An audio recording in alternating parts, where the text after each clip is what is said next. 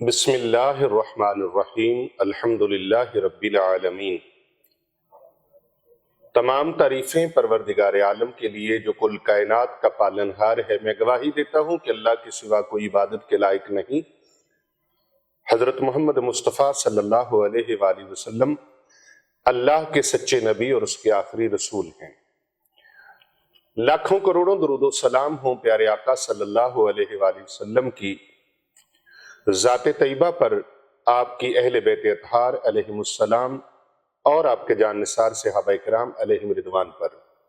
اللہ تعالیٰ کی لاتعداد انگنت رحمتیں اللہ تعالیٰ کے نیک بندوں پر آمین ثم آمین۔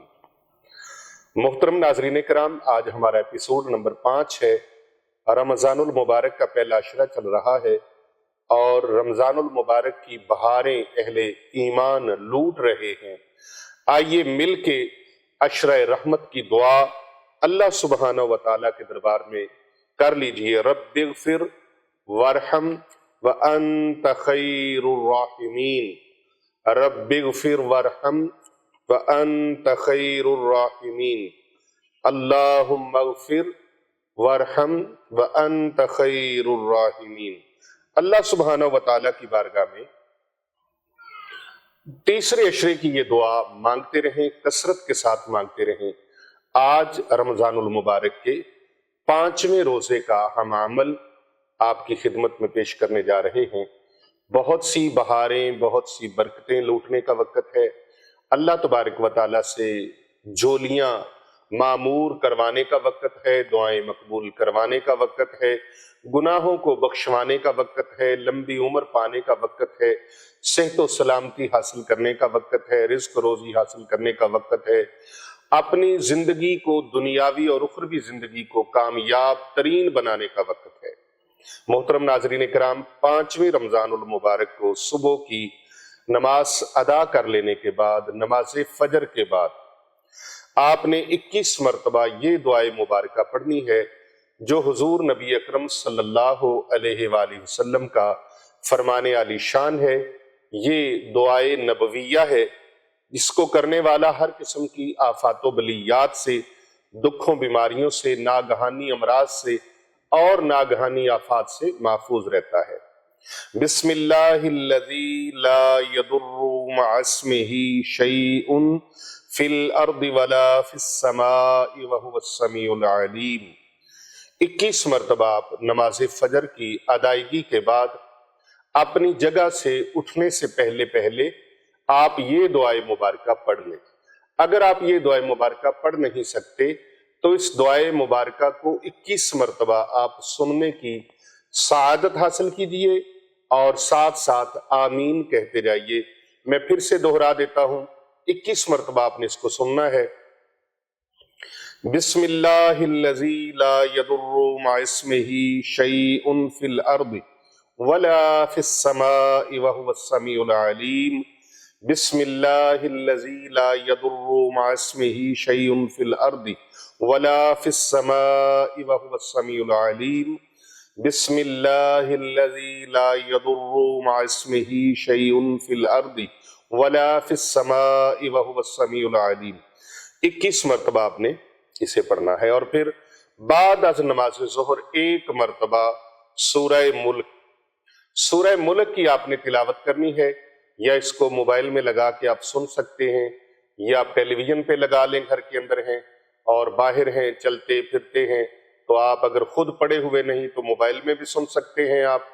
اور اگر کوئی ساتھ پڑھا ہوا موجود ہے شخص، بیٹی ہے، بیٹا ہے، بہن ہے، بھائی ہے، بیوی ہے، کوئی بھی فرد ہے، شوہر ہے پڑھا لکھ، تو وہ اس سورت کو پڑھے اور دوسرے لوگ اس کو خاموشی کے ساتھ سماعت کریں، کیونکہ قرآن کریم جب پڑھا جائے تو اسے خاموشی سے سنا جائے، یہ اللہ تبارک و تعالیٰ کا ارشاد گرامی ہے۔ محترم ناظرین کرام، سورہ ملک ایک بہت ہی عظیم سورت ہے، اللہ کی لاڈلی اور پیاری سورت ہے۔ یہ سورت ایسی ہے، اس کو ضدی سورت بھی کہتے ہیں، کہ یہ اللہ تبارک و تعالیٰ کے ساتھ تکرار کرتی ہے، ضد کرتی ہے۔ اور آپ جانتے ہیں کہ قرآن مجید کی یہ سورہ مبارکہ جسے سورہ ملک کہا جاتا ہے، اس کی 30 آیات ہیں، 30 آیتیں ہیں اس کی، اور روزانہ جو اس کو پڑھتا ہے اللہ تبارک و تعالیٰ اس کو بے شمار فضائل اور اللہ تبارک و تعالیٰ بے شمار انعامات عطا فرماتا ہے، جس میں رسول اکرم صلی اللہ علیہ وآلہ وسلم نے فرمایا بے شک قرآن مجید فرقان حمید برہان رشید کے اندر ایک سورہ مبارکہ ہے جس کی 30 آیات ہیں، یہ اس شخص کی شفاعت کرتی ہے یہاں تک کہ اس انسان کو بخش دیا جائے۔ ایک بار شفاعت نہیں کرتی، شفاعت شفاعت شفاعت، اللہ سے سفارش کرتی ہے، شفاعت کا مطالبہ کرتی ہے، اور یہاں تک مطالبہ کرتی ہے کہ اس بندے کو بخشوا کے چھوڑتی ہے۔ یہ بخشوا کے چھوڑتی ہے جو سورہ ملک سے پیار کرتا ہے، جو سورہ ملک کی تلاوت کرتا ہے، جو سورہ ملک کو پڑھتا ہے۔ اور اس سورہ مبارکہ کے ابتدائی الفاظ آپ کو پتہ ہے، بسم اللہ الرحمن الرحیم، تبارک الذی بیدہ الملک وہو علی کل شیء قدیر۔ یہ سورہ مبارکہ، یہاں کچھ فضائل جو سورہ مبارکہ سے، سورہ ملک سے، اس مبارک سورت سے حاصل ہوتے ہیں، میں ان پر تھوڑا سا کلام کرنا چاہوں گا کہ یہ قبر کے عذاب سے نجات عطا کرتی ہے، یہ سورہ روز قیامت سفارشی بنے گی، برائیوں سے بچانے والی ہے، رزق میں برکت ہوتی ہے، اور یہ سورت جو پڑھتا ہے اللہ اس سے اچھی نیند اور پرسکون نیند عطا فرماتا ہے، اور دل کا سکون حاصل ہوتا ہے، ایمان کی حفاظت ہوتی ہے۔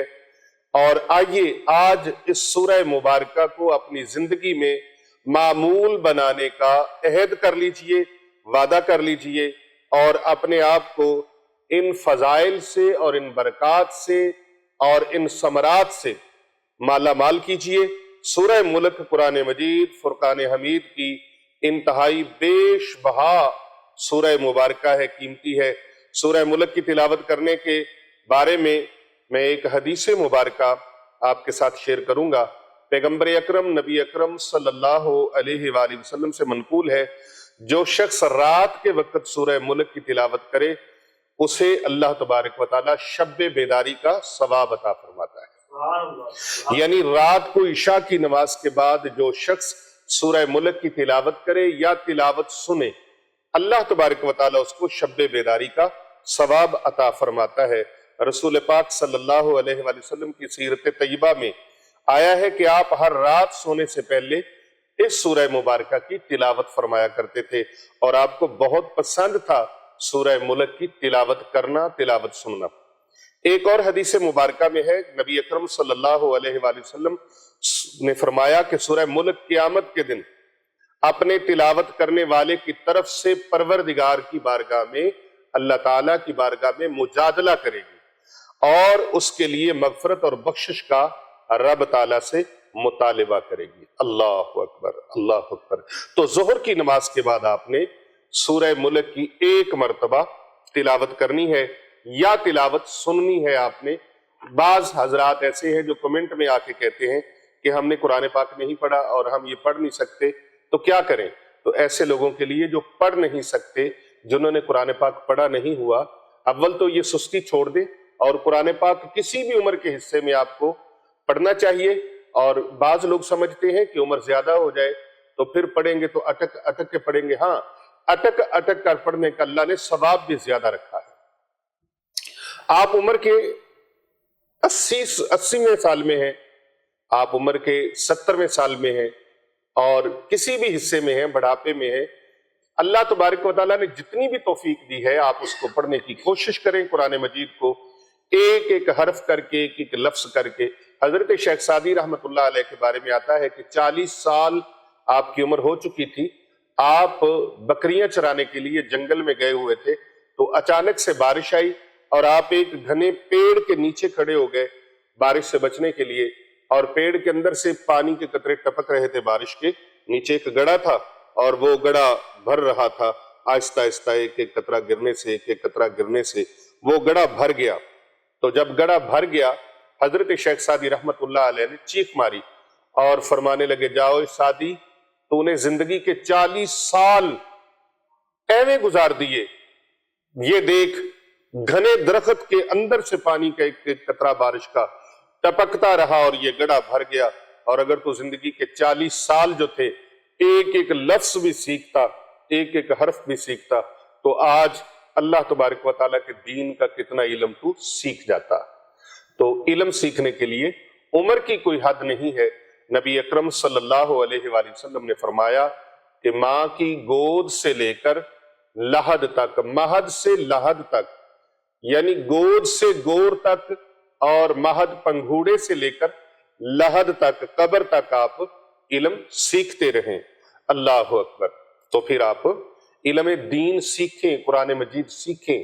कुरान मजीद सीखने वालों को हुजूर अकरम सल्लल्लाहु अलैहि वसल्लम ने फरमाया, खैरुकुम मन तअल्लमल कुरान व अल्लमह, तुम में से बेहतरीन इंसान वो है जो कुरान सीखता है और दूसरों को सिखाता है। बाद अज नमाज असर आपने 11 मरतबा 5वां कलमा आपने पढ़ना है। 11 मरतबा। कितनी मरतबा? 11 मरतबा आपने पढ़ना है। बिस्मिल्लाहिर्रहमानिर्रहीम, अस्तगफिरुल्लाह रब्बी मिन कुल्लि ज़ंबिन अज़नबतुहु अमदन औ खताअन सिर्रन औ अलानियतन व अतूबु इलैहि मिनज़्ज़म्बिल्लज़ी आलमु व मिनज़्ज़म्बिल्लज़ी ला आलमु इन्नका अंता अल्लामुल गुयूबी व सत्तारुल उयूबी व गफ्फारुज़ ज़ुनूबी वला हौला वला कुव्वता इल्ला बिल्लाहिल अलिय्यिल अज़ीम। 11 मरतबा आपने 5वां कलमा असर की नमाज के बाद पढ़ना है। और फिर बाद अज नमाज मगरिब इफ्तारी के बाद आपने 21 मरतबा ये दुआए मुबारका पढ़नी है अल्लाह तबारक व तआला के दरबार में। अस्तगफिरुल्लाहल्लज़ी ला इलाहा इल्ला हुवल हय्युल क़य्यूम व अतूबु इलैहि। अस्तगफिरुल्लाहल्लज़ी ला इलाहा इल्ला हुवल हय्युल क़य्यूम व अतूबु इलैहि। अस्तगफिरुल्लाहल्लज़ी ला इलाहा इल्ला हुवल हय्युल क़य्यूम व अतूबु इलैहि। आपने इसे 21 मरतबा मगरिब की नमाज के बाद अज़ इफ्तारी आपने 21 मरतबा इस दुआ मुबारका को, इस्तिग़फ़ार को आपने करना है, विर्द करना है। और फिर बाद अज़ नमाज इशा 21 मरतबा यही दुआ जो है अशरे रहमत वाली, इस दुआ मुबारका को परवरदिगार आलम की बारगाह में पेश करना है। 21 मरतबा रब्बिग़फ़िर वरहम व अंत खैरुर राहिमीन, रब्बिग़फ़िर वरहम व अंत खैरुर राहिमीन। ऐ मेरे परवरदिगार, मुझे बख्श दे, मुझ पर रहम फरमा, और तू सबसे ज्यादा इंतहाई रहम फरमाने वाला है। इस दुआ मुबारका को आपने 21 मरतबा पढ़ना है और कोशिश करनी है, जैसा कि मैंने अपने पिछले एपिसोड में भी बताया था आपको, कि ये दुआए रहमत है। अल्लाह ताला की जब बंदे को रहमत मिल जाती है, जब उस पर रब की रहमतों का नुज़ूल शुरू हो जाता है, अल्लाह की रहमत के साथ उसका कनेक्शन हो जाता है, राबता हो जाता है, तो फिर उसकी जुबान से जो दुआ निकलती है वो कबूलियत की मंजिल पा लेती है, वो मुस्तजाबुद दावात बन जाता है। अब वो अल्लाह तबारक व तआला से सेहत मांगे, तंदुरुस्ती मांगे, शिफा मांगे, मुकद्दिमात में कामयाबियां मांगे, रिश्तेदारों में, बरादरी में सरदारी मांगे, इज्जत मांगे, वकार मांगे, एहतराम मांगे, और वो अपने लिए जो अल्लाह से मांगेगा, रिस्क मांगेगा अल्लाह रिस्क अता फरमाएगा, दौलत मांगेगा अल्लाह दौलत अता फरमाएगा, कामयाबियां कामरानियां मांगेगा, कामयाबियां कामरानियां उसके कदम चूमेंगी, बंदिशें जादू टोने से अल्लाह उसको निजात अता फरमाएगा। आपने इसके साथ साथ अल्लाह तबारक व तआला की बारगाह में इजहार शुक्र भी करते रहना है कि या अल्लाह तेरा शुक्र है, तूने मुझ पर करम फरमाया, और हस्बे तौफीक सदकात भी अदा करते रहना है।